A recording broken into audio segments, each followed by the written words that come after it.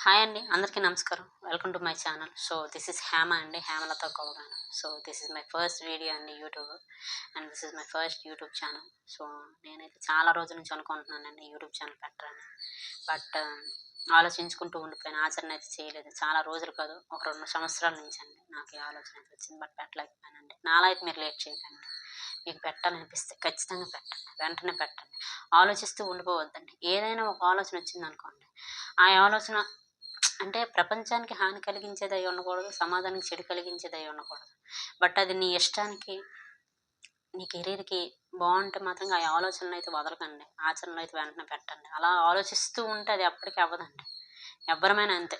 ఆలోచిస్తూ కూర్చుంటే ఏది జరగదు, ఏది అవ్వదు. సో ఆచరణ అయితే పెట్టాలి.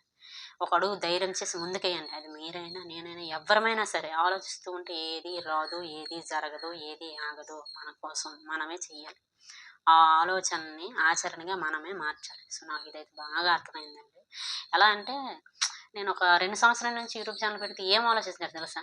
యూట్యూబ్ ఛానల్ పెట్టనని ఐడియా అయితే వచ్చింది. బట్ మనం ఇటు అమెరికాలో ఉన్నామా? ఆస్ట్రేలియాలో ఉన్నామా? పోనీ కనీసం మన భారతదేశంలో ఈ హిమాచల్ ప్రదేశ్‌లో ఉన్నామా? మంచు ఎలా ఉంది? మంచులోని ఎలా ఉంటాయి? ఎన్ని పంటలు పండుతాయని చెప్పడానికి లేదు. పోనీ మనం ఏదైనా రాజస్థాన్‌లో ఉన్నామా?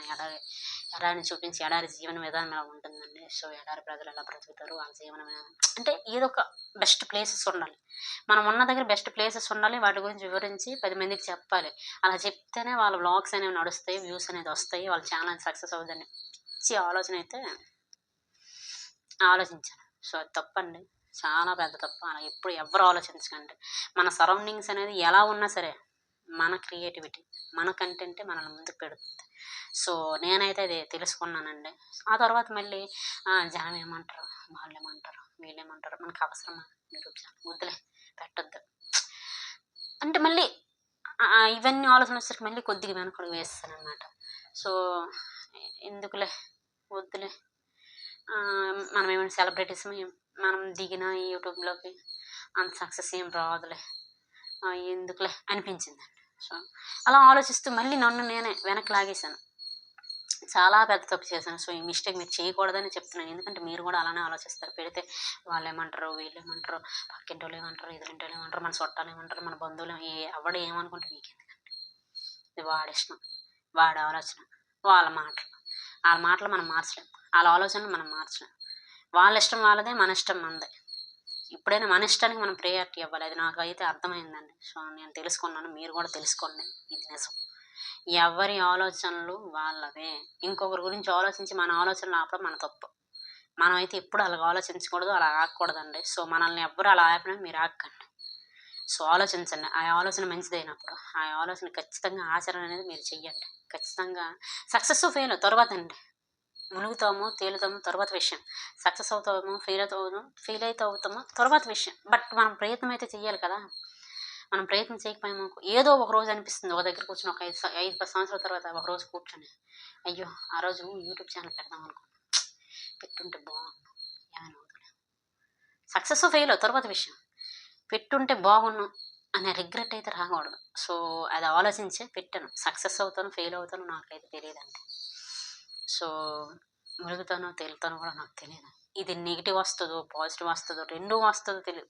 వస్తాయి. ఖచ్చితంగా వస్తాయి. సోషల్ మీడియా అంటే నెగెటివ్, పాజిటివ్ 2 వస్తాయి. మనం తీసుకోవాలి. తీసుకునే ధైర్యం ఉంటేనే ఎవడైనా సోషల్ మీడియాలోకి దిగాలి. సో ఇదంతా నేను బాగా ఆలోచించి, అర్థం చేసుకొని నేను యూట్యూబ్‌లోకి అయితే దిగానండి. సో నా యూట్యూబ్ ఛానల్ స్టార్ట్ చేశాను. And this is my first YouTube channel. So నా ఛానల్